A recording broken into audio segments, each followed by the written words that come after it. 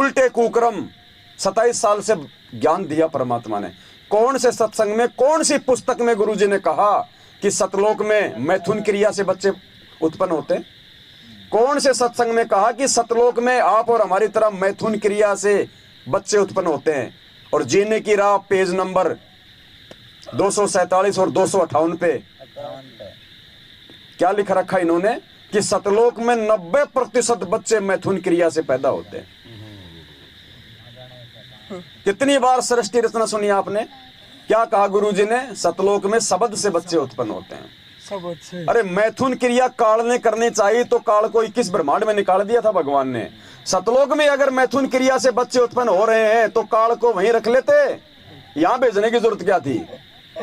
ये ज्ञान में मिलावट की गई है परमात्मा के, ये काल की साजिश है। और हम उन पुस्तकों को बांट रहे हैं, हम अपने भगवान को धोखा दे रहे हैं। और पता नहीं क्या क्या सब पुस्तकों में इन्होंने मिलावट कर रखी है। 498 पुण्यात्माओं, हमारे हिस्से की जेल आज हमारा गुरु भगवान भोग रहा है और फिर भी हम बाहर बकवाद कर रहे हैं। तो हम सतलोक की तरफ अपने वो कदम नहीं बढ़ा रहे, हम तो नरक की तरफ अपने कदम बढ़ा रहे हैं। तो ये विचार करने की बातें हैं। ऐसे दयालु परमात्मा से भी हम लोग मुंह मोड़े बैठे हैं। आज हम जहां बैठे हुए हैं, यहां पे आसपास में कितने जगत वाले भाई बहन होंगे जो हनुमान जी को पूजते हैं? खूब है ना? और उसका पड़ोसी भी हनुमान जी पूज रहा है और वो भी पूज रहा है। जब उसका पड़ोसी हनुमान पूजता है तो वो पुलिस थाने में जाके पुलिस को लेके आता है क्या कि साहब हमारे हनुमान जी की पूजा क्यों कर रहा है? ये मना करता है कोई? क्योंकि भगवान सबका होता है। अब हम जब गुरुजी को पूजते हैं, गुरुजी को भोग लगाते हैं, गुरुजी की साथ संगति करते हैं, तो ये हमारी साथ संगति में क्यों पुलिस लेके आ जाते हैं? अरे भाई वो जगत गुरु है, घर का गुरु नहीं है। इन्होंने अपने घर का गुरु मान रखा है। ये जगत गुरु है। जगत गुरु मतलब जिन्होंने नाम उपदेश ले रखा है वो उनका भी गुरु है, और जिन्होंने नाम उपदेश नहीं ले रखा वो उनका भी गुरु है। तो ये मैनेजमेंट वाले तो जगत वालों से भी बुद्धि स्तर में नीचे गिरे हुए हैं। अगर यही सिद्धांत है तो बताओ, गांव का सरपंच अगर माता जी पूजा है तो नवरात्रों में वो तो किसी को पूजने नहीं देगा फिर कि माता जी तो मेरी है, हमारी माता जी की फोटो नहीं लगा सकते। हमारी साथ संगतियों में आके ये लोग गुरुजी की फोटो उतार ले गए कि ये हमारे गुरुजी की फोटो है, संत रामपाल जी की फोटो नहीं लगाओगे, उनकी आरती नहीं करोगे। बताओ, अगर इनके अनुसार हम सारे काम करें तब तो हम गुरुजी के भगत, और इनसे पूछ के ना करें तो हम गुरुजी के भगत नहीं, हम गुरुद्रोही हो गए। तो देख लो पुण्यात्माओं, काल भगवान कितना नीचे इनको गिरा चुका है। अब इस साथ संगति का यदि हम मैसेज डाल देते, ये तो हमने फोन करके भाई बहन बुला लिए, अगर मैसेज डाल दें या साथ संगति हो ही नहीं सकती, और हम इनके जैसे नीच हो नहीं सकते, वरना फिर हमारे गुरुजी का वचन टूटेगा, और वचन टूटेगा तो फिर गुरुजी नाराज होंगे।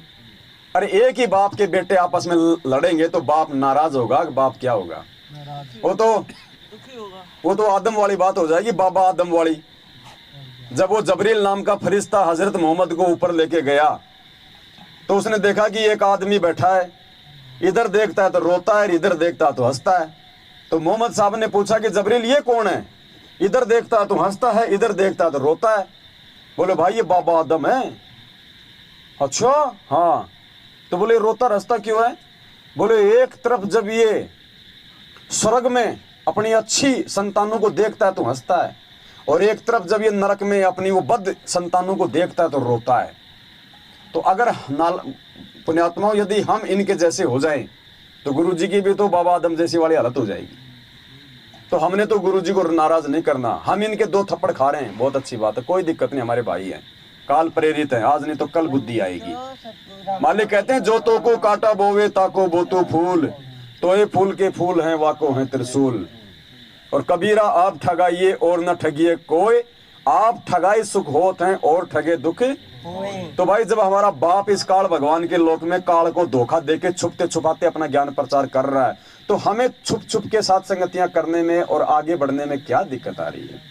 हम तो अपने बाप के रास्ते पे चलेंगे, हमारे गुरुजी के पद चिन्ह पे चलेंगे हम तो। पुण्यात्माओं, यदि हम भी इनकी तरह हो गए, लड़ाई झगड़े शुरू कर दिए, अब लड़ाई झगड़े होंगे, हम भी मान लो हम भी इनके जैसे हो गए, ये आ गए और हम इनकी बात ना माने और हम इनके साथ में वही गाली गलौज मारपीट करें, तो क्या होगा?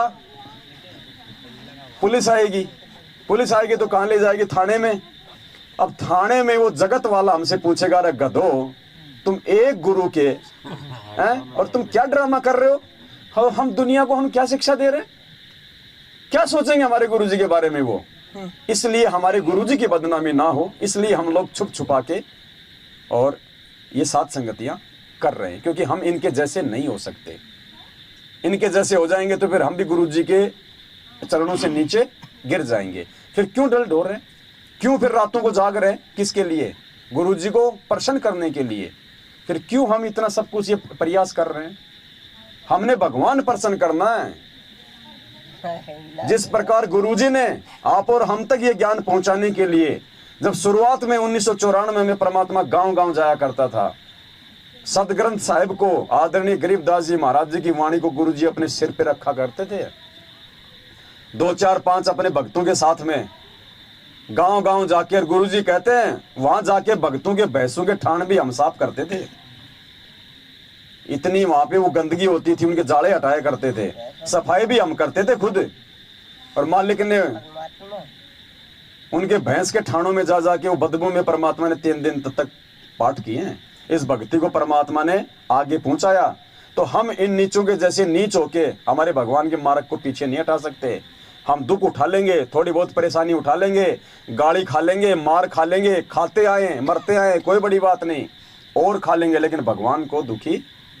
और आने वाला समय फिर हमारा ही होगा, आने वाला समय भी हमारा ही होगा। फिर इनको आश्रम में झाड़ू तक निकालने की सेवा नहीं मिलेगी पुण्यात्मा, अगर ये जिंदा रहे तो उस समय तक।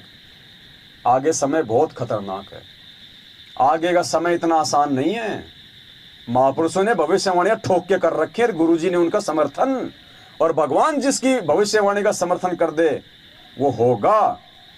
तो जय गुरुदेव ने कह रखा है कि आने वाले समय में अगर गंदी नाली में रोटी का टुकड़ा गिरा हुआ मिल जाएगा तो आदमी सोचे खा लूं तो जान बचेगी। वो समय आएगा। बहुत सारे भाई लोग कहते हैं कि ये पवनदास तो खाली डराता है, ये पवनदास खाली जो है भक्तों को भ्रमित करता है, ऐसा होगा वैसा होगा।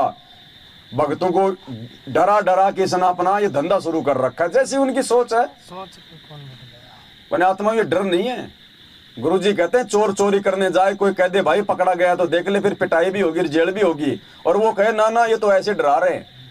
डरा नहीं रहे, वो हकीकत बता रहा है। वो डरा भी रहा है और वो हकीकत भी बता रहा है। तो पुण्यात्मा, दास को झूठ नहीं बोल रहा, ये हकीकत है जो गुरुजी ने बताई है।